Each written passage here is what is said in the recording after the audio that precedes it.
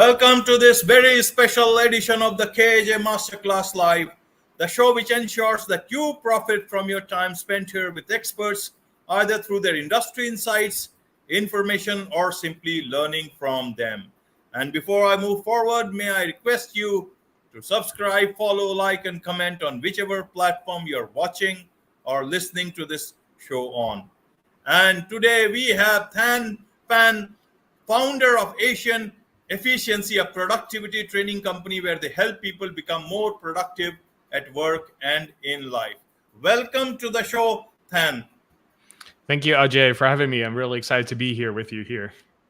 Thank you. Same here. And thank you for taking out time. So, Thanh, you started Asian Efficiency in 2011, and you have helped more than 16,000 clients. That's a big number, and you are featured in Forbes, Fast Company, and Inc. magazine as a thought leader, and has given keynotes across the world on productivity, efficiency, and time management. So, who better than talking about productivity and efficiency than you? And a lot of people are working remotely still, and this has become a norm, working from home from different places. So we'll be talking about that, how to be productive working remotely without going crazy. So tell us about this whole concept of working remotely, how it has developed, especially, and how to be efficient at the same time. Over to you. Absolutely. So I've been working from home since 2009. So it's been over a decade since I've been doing this. And I started when working remotely wasn't very common at all. It was something that people thought was not possible. People oftentimes would think that they couldn't be productive working from home. And a lot of the technology that we use today wasn't available back then. But after the big pause that we had in 2020, I think everybody realized that most of us can work from home. Most of us can work remote. Most of us can be in a setting outside of the office and be productive. And if it's your first time or you're still struggling with distractions, procrastination, you're not as productive as you could be, I think I'm going to share some really valuable tips that I've learned over the last decade that will help you here today. So the first thing I always recommend that when people start working from home or working remotely, ideally you have your own desk set up in the right place and you have the right tools in place as well. So for example, a lot of times you're going to be on video calls like this.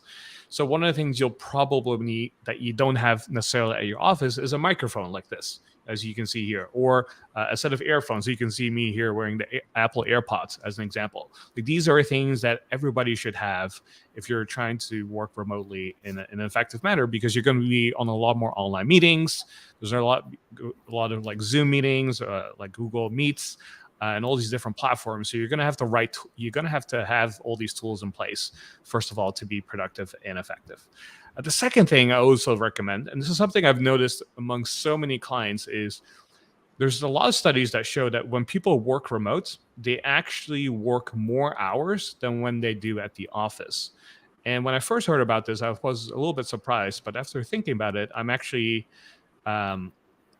very well aware now how this is happening, because oftentimes when we don't sit in an office, like usually when it's 5 o'clock or 6 o'clock or 7 o'clock, depending on what your ending hours are, you see other people in your office leaving, you hear the door closing, you hear them starting their car, everyone is saying goodbye. So that's a sign for you to say, hey, oh yeah, maybe it's time for me to go home as well. However, when you're working from home, you don't have those cues. You don't have those coworkers necessarily around you telling them and telling you or signaling to you that it's the end of their workday, it's time to start working. So oftentimes people will end up working longer hours because nobody's telling them to stop working. And so one of the things I always recommend that people incorporate when they start working remote is that you have a cutoff time set off for yourself. So I recommend that people set a cutoff time, for example, say, if your regular hours at the office were 5 o'clock, to also adhere to that at home, so you don't work beyond 5 o'clock, because it's so easy when you're working from home to say, hey, I'm going to take a break now and then I'll do it later in the evening. But what ends up oftentimes happening is that you take your work into your bedroom, you'll still be on your laptop before you fall asleep, and that's not what we want. Right, then. So, you see, you have given some good tips on how to get started from working from home, and you started doing this from long ago, before it has become a norm now. Now, working from home, working remotely, and being efficient and productive. Sometimes they may be so interlinked. Sometimes they may be two different things. You may be more productive at office, but sometimes while you are working remotely, even though you have all the stuff that you just mentioned about, and still you are not as productive as you think you can be or you should be. So how does one become productive enough, or productive enough not only for office standards but to your own standards? Many a times beyond office hours, you want to do something or build something for yourself, for your future life. So how do you do that big thing called time management and output, taking care of the output at the same time? How does it work? Yeah, so that's something that I think everyone should be aware of how they spend their time, both at the office and at home, because the time that you spend at the office is different than the time you spend at home. And when I first started working from home, I didn't know what to do to be productive at home or effective. Back in 2008, 2009, there was no material on this. There were no blogs or courses or anything like that. So I had to figure it out on my own to really see what worked for me. And then over the years, when I was working with clients, to see what worked for them. And over time, after working with thousands of clients, I saw repeatable patterns that I think everyone can do. So there's like two things to pay attention to. One setting is you're trying to be productive at home for your company, for your work, maybe even for your own business. And I know, like you were hinting at earlier, there's a lot of people who outside of work want to start maybe a business, or they want to have a side hustle, or they have a project that they're very passionate about, like let's say publishing a book that they want to do outside of work, right? Like, how do you incorporate that? Because oftentimes what people struggle with is one thing I teach is called the T framework. It stands for time, energy, and attention. So those are the three pillars of productivity. And most people, when they first come to us, they don't know how to manage their time very well. So that's the first thing that we help them with. Then the second thing is they don't manage their energy very well either. And then the third thing is the attention. So are they focusing on the right things? And most of us, when we work in an office, when we come home, we are too tired. We are fatigued. There's just no energy left to do anything else. So we come home, we sit on the couch, maybe watch some TV, but then whatever we said we would do outside of work, we will actually never end up doing. And that's a lot of struggle that a lot of people have. So one of the things that is also true for working from home is, yes, you're working from home. You might have strict office hours for yourself as well, but you might also be very tired to say, hey, after my work at the office or remotely, I'm just too tired to do anything. So what can I do about this? So there's a couple of suggestions that I have. One is, instead of trying to do the more important things for your personal life or for your business outside of work, after your work is done, what if you change it to do it earlier in the day before you start working? So instead of saying after 5 o'clock in the evening, I'm going to start writing my book, what if you flip it around and say, hey, if my work starts at 9 o'clock in the morning, what if I spend maybe between 7:30 and 8:30 working on my book before you actually go into the office or before you start working for your company? That's the strategy that I've seen to be most effective for most people, because now when they wake up a little bit earlier and focus on the things that they find most important, they have no reason to procrastinate anymore, because there's no time to do it, because after you're done with that, there's just the stuff you have to do at work now. And then at the end of the day, if you're too tired anyway, you don't have to worry or be anxious about what you have to do or should be doing. So that's the first strategy I always tell people is, hey, move it from in the evening to a little bit earlier in the day. And if that means that you have to go to bed a little bit earlier, or you have to wake up a little bit earlier to get that done, that seems to be the most effective. Even if you have kids, this is something I would highly recommend that most people do. The second thing is, when it comes to just being productive remotely, one of the first things you want to do is, most of us maybe not have the possibility to have a separate office where you have a separate room where you can do your work. Some of us have to work at a kitchen table. Some of us have to work on the couch or at a desk in the living room. Whatever your situation is, the first thing you want to do is remove distractions as much as possible, or add friction to what might be a distraction. So to give an example, If I put my phone in a different room, let's say I work in the living room, but I put my phone in the bedroom, then if I every time want to check my phone, I would have to get up, go to my bedroom, and then check my phone, which is too much friction for most people. If I just think, oh, let me just check what's on my phone, and I have to walk upstairs or go to a different room, oftentimes I won't even do that because I'm adding friction to something I don't Right. want to do. So the same thing if you, for example, get distracted by TV or your iPad, just put the remote control in a different room anytime you start working. So that way, if you want to watch TV, you really have to put in a lot of activation energy to do the actual distraction. And so if we can add friction to something we don't want to do, we eliminate a lot of distractions. And that's oftentimes the biggest struggle that people have when they work from home is they get easily distracted.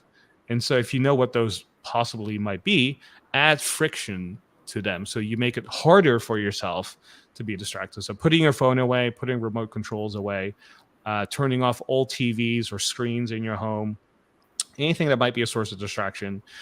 Could be your partner, it could be kids, it could be other people in your home.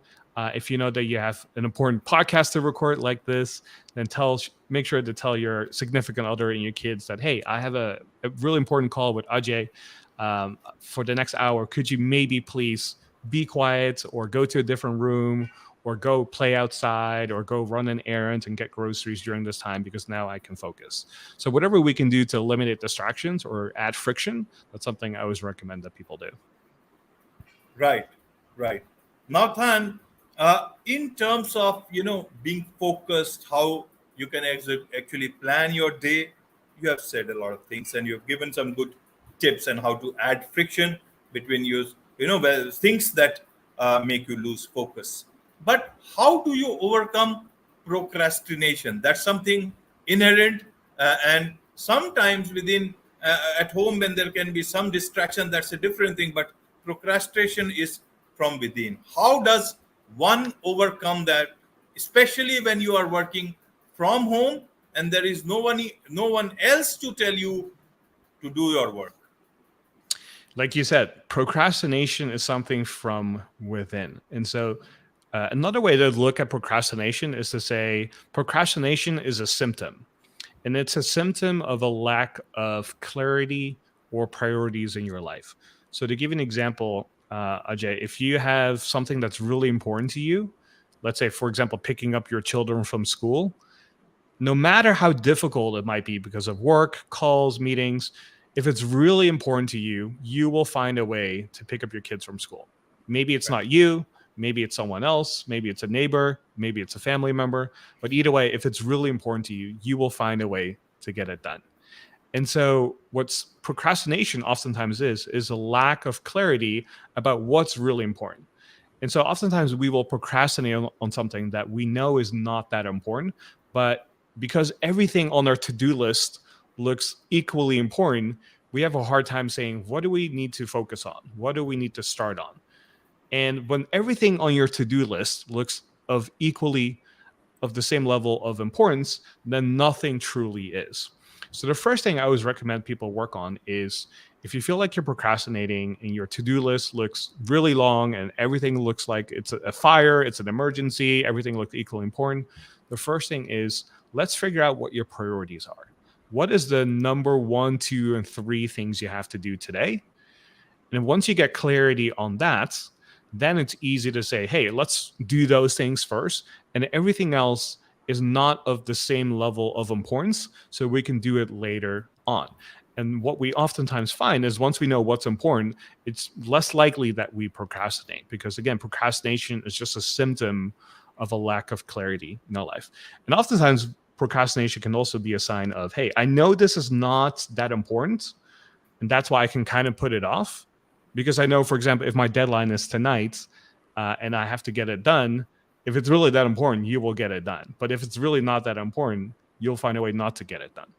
So it just really emphasizes the idea of like, okay, we need to have clarity and we need to have priorities. And if you don't know what those are, before we do anything else, that's the first thing we have to do. And so if you have a really long to-do list, ask yourself, what's the most important thing today? Like what makes today a productive day? And something I always encourage my clients before they start working is to write down the answer to this question: what would make today productive? And if you cannot answer that question, then you run into challenges like this, where you'll start to procrastinate, you start to find it very challenging to get started. You start to maybe work on the things that don't really move the needle or aren't that important, because you're now procrastinating on the idea of like, hey, this bigger thing that's more important, I will do it later.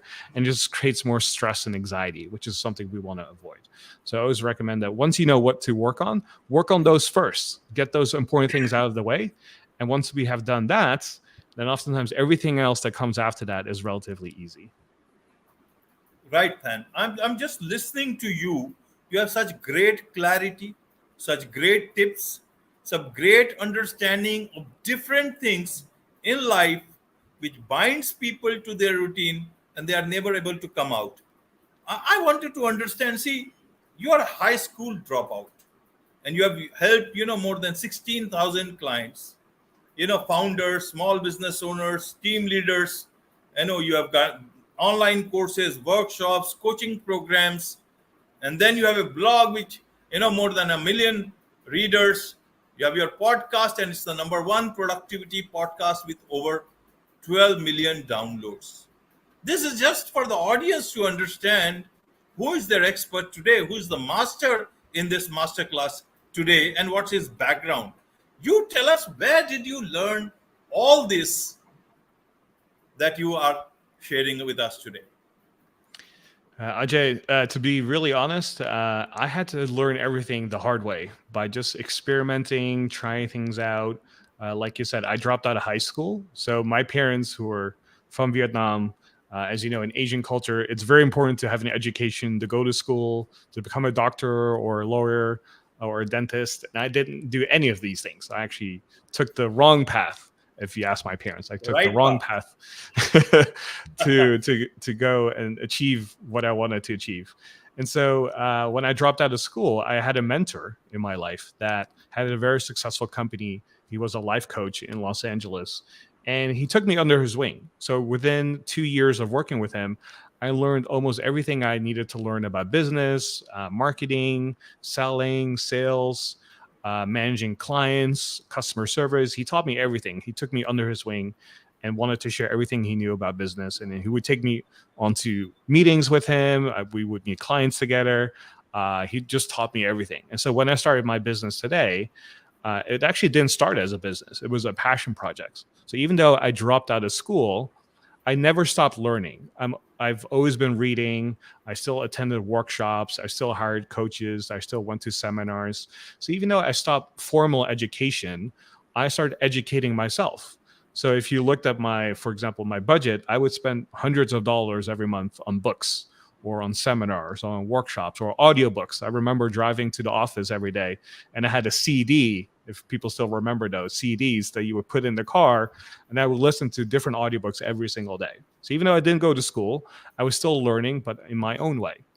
And so when I started my company that I have today, it's just started as a blog.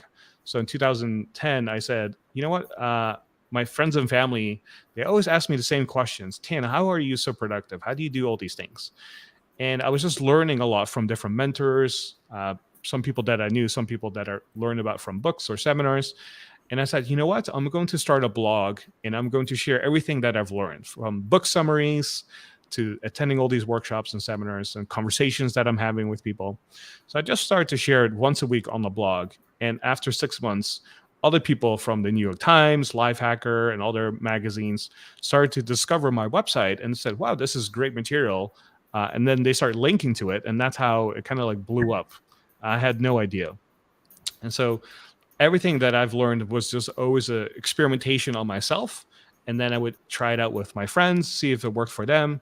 I would publicly document what I was learning. And then as people kept emailing me and reading the blog, they said, hey, Tian, I really love your materials. Is there any way I can hire you? Is there any way you have coaching or courses? And I said, oh, no. This is all for free. This is just a passion. This is never meant to be a business. But I kept getting hundreds of emails every single month. And one day I said, aha, maybe I could turn this into a business. Maybe I could turn this passion and this idea into a business. So I said, you know what, let's go for it. Let's see what happens. And so I launched my first product, which was teaching people how to sleep better, because sleep, I think, is so important for productivity. But that completely failed. Nobody bought my course. And I thought, oh, maybe I cannot turn this into a business at all. And then I tried again on my second launch, and I was teaching people how to use a to-do list using Mac apps. And that turned out to be a great success that allowed me to go full time. And so once I started having products that started working and people really enjoyed them, I started having more one-on-one conversations and clients that I helped over the years. And what I was learning, I was working with them, learning from them. And then I was comparing notes with other team members that I hired and other coaches that I hired. And so over time, we all created our best practices. And then earlier this year, after 11 years of running my company, I finally released our own productivity method that took us 11 years to really figure out what works, what doesn't work, especially with technology today. And it's all been through trial and error, just testing it out, learning from the best people in the world, but then all putting it together. Great, great. And in fact, that's the reason I wanted to ask this question, because so many people across the world, especially in Asia, in a country like India, many people are not able to complete their education or for whatever reasons, or, don't are not able to go through the same path that many of us take early on, and they think that there is no way they can move forward, that they have to go through the small jobs here and there. Now your story is a big inspiration for a lot of people, and they can know that they can learn from anywhere. You learn through CDs in whatever ways. Now so much is available. The internet has changed so much in the last 10 years, and so much is available. You do not have to be in Los Angeles to learn. You can anywhere in the world, even in the corners of the world, or in India, and you can still do and connect with the best and learn from the best. And that's why yours is such a great story. That's why for me, you are a true master in telling us what you are telling right now. So thank you very much for that, for being the inspiration that you are. That's actually when I learned about you and I saw your profile, that actually was very inspiring to me. And I wanted this inspiration to go to millions and millions of people whenever it is possible. My show does not go to million of people, not even half of that or quarter of that, but I'm sure as many people as it goes, I'm sure it will inspire them and continue to inspire. Now coming to the productivity part of our discussion, Than, before I come to my other questions, are there any productivity apps? You just took the name of certain apps. You just took the name of apps. Now, talking of productivity apps, can you share any particular apps that people can use for their productivity, for their day-to-day efficiency, especially working remotely? Absolutely. So there's thousands of productivity apps. If you go to any app store, whether it's the Google App Store or the Apple App Store, there's thousands of apps. So what That's are some of itself the apps? that's a headache, in fact, Than, because if you keep on trying, how you never know. Almost every app is good enough. So how do you know that? So it's better to learn from an expert like yours who have actually tried and tested them. Yeah, so we've tried a lot of different apps. I've tried hundreds of apps over the last decade. So um, there's three apps that I think everybody needs, and they're like three different categories. So everyone needs a calendar app. That's really good. Everyone needs a to-do list app or a task manager. That's really good. And then everyone needs a note-taking app. Like if you have all three, that's what I call the essential three, then you'll be in good shape, because everything else is kind of like an extra bonus. So when it comes to calendars, if you're on Microsoft platform, I would say Outlook is probably the best calendar app, which I think most people will have access to, which is great. If you're on Mac or other platforms, Fantastical is, in my opinion, the best app, because it's the best UI and it's also the fastest and it has the best features. So Fantastical is oftentimes the one I recommend. For to-do lists, again, if you're on Windows, I would say Outlook is still the best. There's a lot of different ones out there, but Outlook has the best features and integrations as well. So that's the one I recommend.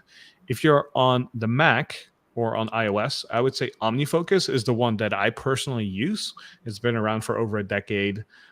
You'll know that there's always going to be upgrades. There's always going to be updates to it. There's active developments. It's been around for a long time, so you know it's going to be good. But the other one that a lot of people seem to like is Todoist. So that benefit of Todoist is that it's cross-platform. So it also is available on Windows, on the web, and Mac. And that's the one I would recommend for most people if you're on different platforms at the same time. So Todoist is my recommendation there. And then for note-taking, this is a very personal preference. For example, on Microsoft platform, OneNote is really good, and that's one that has gone really good over the years. I wouldn't recommend it a few years ago, but nowadays it's one of the best note-taking apps, and it also integrates within every Microsoft product as well. So that's the one I would recommend. If you're on the Mac, you have a lot of different options, but the one I personally use is Evernote. Evernote has been around, again, for over a decade as well. There's always new features, new upgrades. It's fast. It's not buggy. It doesn't feel overloaded or overwhelming. So that's the one I really like. But if you're a really simple person, then going for Apple Notes is another great alternative that I recommend. So even though there are found tons of apps out there, those three categories are the ones that everyone needs: a calendar, to-do list app, and then a note-taking app. Okay. Okay, then. Thank you very much for those, suggestions. Now, I'm sure people can try them out and, look at apps that suit them the best. Now, coming to the productivity part, again, Than, you see, suddenly now somebody decides that, okay, I will be productive. I have listened to Than, and from tomorrow, I'll be as active as possible, as productive as possible, no more procrastination, and I'll be more focused, fully focused. I'll start doing things from tomorrow morning itself, just like a lot of people in Asia do, especially in India. They just take that resolve. From tomorrow, it will be a different life. But then, there are mistakes when people try to resolve things in such a manner. What are the common mistakes when people try to become more productive? Can you tell us on that? Absolutely. So the common mistakes that I see most people make is that when they don't prepare to be productive, then oftentimes they fail before they even try to be productive. So to give an example, one of the things I recommend that people do is you should make your to-do list the night before you start working. So if you're starting, let's say, for example, tomorrow, which as recording this would be Wednesday, then make sure you write down your to-do list the night before, so Tuesday evening. Because if you do it Wednesday morning, oftentimes when we're starting our workday, if we don't know what we're going to be doing yet, then oftentimes we have an excuse to procrastinate. And then we'll go check email, we'll watch some YouTube, we'll do some other things before we actually start working. So I recommend, before you go to bed tonight, create your to-do list and know exactly what you need to do tomorrow. And the great thing about it is if we have an idea of what we need to work on tomorrow, then our brain, as we're going to sleep, is going to start thinking about the things you have to do tomorrow. It's going to kind of simmer on it. And by the time you wake up, you either have an idea of what you need to do already, so you can easily get started, or you might have a solution already to a challenge or a problem that you might have as you were writing down your to-do list before you went to bed. So your subconscious is like working towards resolving what you're trying to fix and get done. So don't set up your to-do list the morning of. I always recommend people do it the night before. So that's the first thing. The second thing I see most people do wrong is they spend more than 5 hours a day on email. They spend way too much time in their email inbox. And a lot of people will think, oh, well, what else am I supposed to do then? Right?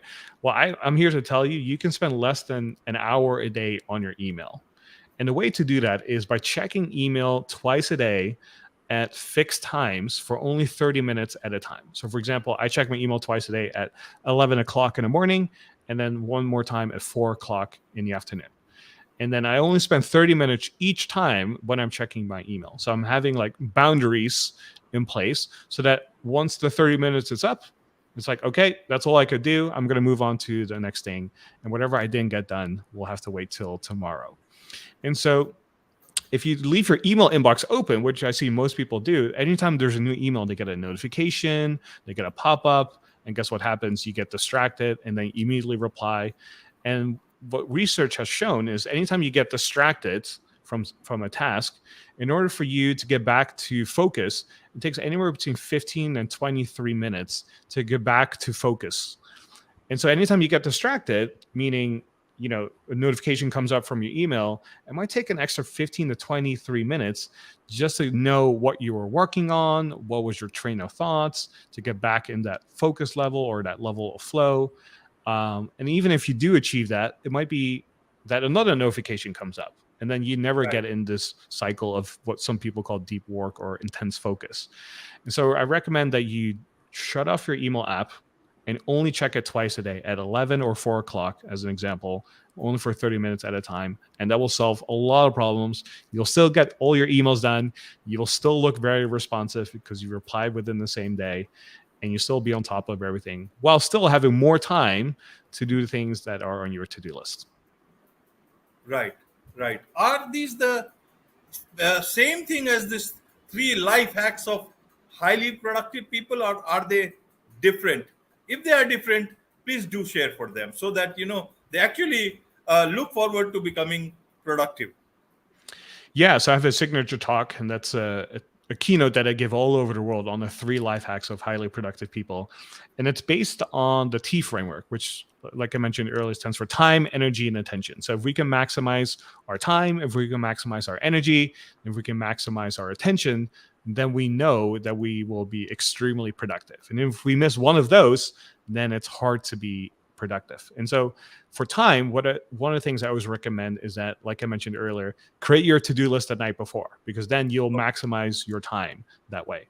So an outdated idea that people have about time management is that they think they have to schedule everything, they have to block off every 15 minutes, they have to maximize every single minute. That's an outdated mindset around productivity, because maybe in the past when we worked in factories, we were held accountable for how many things we created or how many things we shipped, right? And then we have to maximize our time away. But most of the time nowadays, we are knowledge workers. We get paid or we get results for companies, and that's how we get compensated. So it's not based on how many things we produce. It's more based on the results that we give or produce. And so oftentimes there's no quantity related to that. So in order for us to increase our value and we maximize our usage of time, because we have the same 24 hours in the day, it's really about, can we get the results that we're being asked to be done? And the way to do that is actually to create a to-do list every single day and make sure you have a plan to get the results that you're looking for. And that's really how we maximize our time nowadays. So it's a new shift or way of thinking about time now. So that's the one around time. Around energy, the first thing I always recommend that people do is they get an extra 1 hour of sleep every single night, because sleep is a force multiplier for productivity. If you've ever slept for 2 hours and tried to be productive, that's virtually impossible. And tons of studies have shown that for every single hour you lack sleep per day, your IQ drops and your cognitive ability is almost as the same as a person who has a little bit of alcohol in their bloodstream. And so sleep is really important for productivity. And so a lot of people struggle with going to bed an hour earlier, right? So oftentimes if we go to bed at midnight, we try to go to bed at 11. If we go to bed at 11, our mind is still alive. It's still thinking about so many different things. So it's very hard to go to bed earlier. So what I recommend that people do is make a small improvement every single day to go to bed a little bit earlier. And what I mean with that is, if you go to bed 5 minutes earlier every single day, add an extra 5 minutes each day, then you'll end up sleeping an extra hour in about 2 weeks. And that's very realistic and sustainable. So for example, let's say today you're going to bed at midnight, which is your normal bedtime, then maybe challenge yourself to say, I'm going to go to bed at 11:55. And then tomorrow you're going to go to bed at 11:50. And then the day after you go to bed at 11:45. So you add an extra 5 minutes every single day, which is really easy to do. And everyone can do that. And then over time, within 2 weeks, you'll sleep an extra hour a day. And guess what? I think everybody here would love to sleep an extra hour per day, right? And when you have an extra hour, you'll feel much more energized, much more focused. You'll procrastinate a lot less. And because you have more energy, you'll naturally get more stuff done. That's the second thing for our T framework. So time, energy, and then third one is attention. So intention is all about, can we focus on the things that is most important right now? And one thing I always tell people to do is when they start their day, think about what your finish line is going to look like.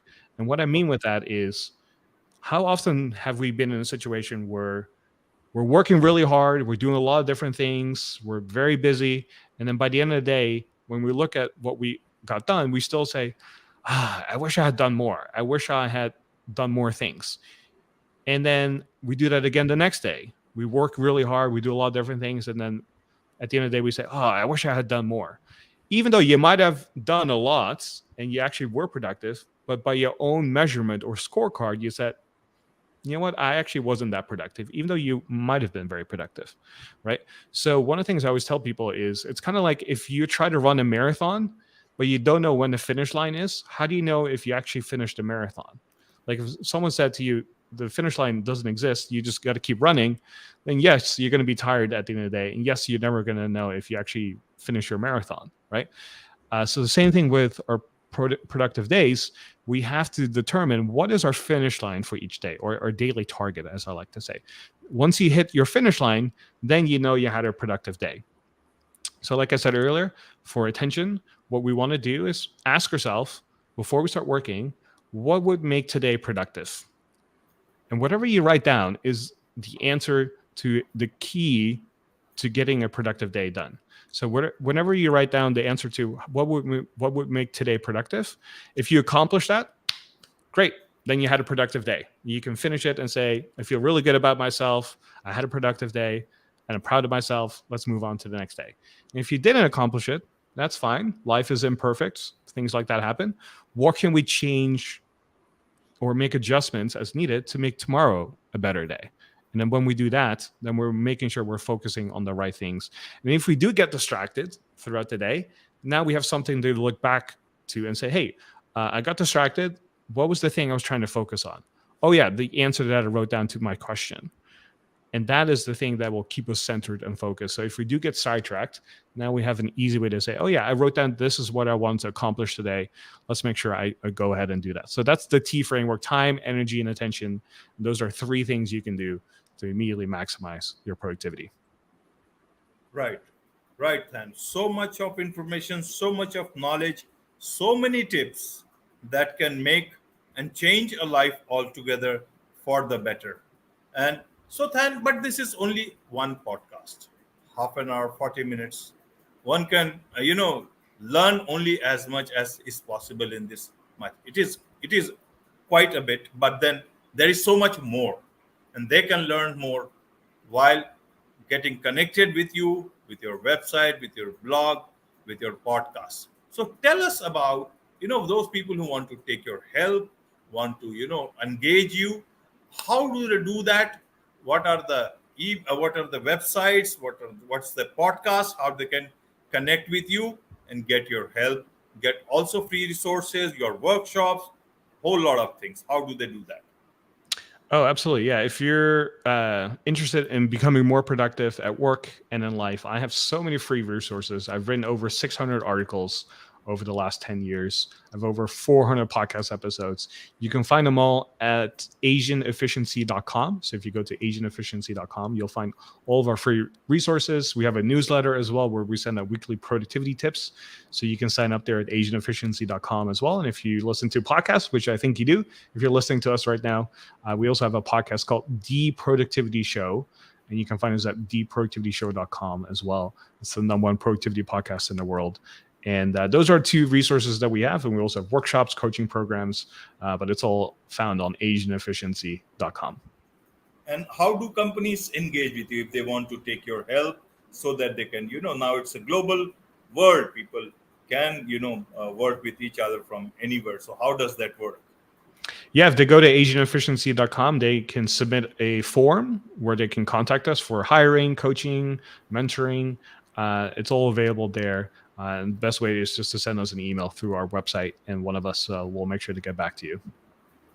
Right, right. I'll also include all this information in the YouTube description so that it helps people to reach you as easily as possible. And Thank that will you. be, thank you. So my last question, with after all these tips and everything else, my last question to you, Than, is very intriguing to me. Is that when people were working in office, the wife used to call and say, "What time are you coming home? Don't be in office for so long." But then remote work happened, and the man started working from home. They started working much more beyond office hours. Why isn't the wife stopping them at home not to work beyond office hours? Why is this? This is such an intriguing thing. I thought I'll ask you. Oh, that's a great and funny question as well. I think it's because they probably see their husbands all the time, so they don't have to miss them anymore. They're there right in front of them whenever they want to see them. So as long as they see their husband working and making an income, I think that's something that they find very appealing and very attractive about their man. So it's great to see that they're supporting their man in that way. Again, a great what you call understanding question. What you call answer to this, Than, from you. With this, it's a wrap on this very special edition of the KJ Masterclass Live. Thank you once again. Thank you.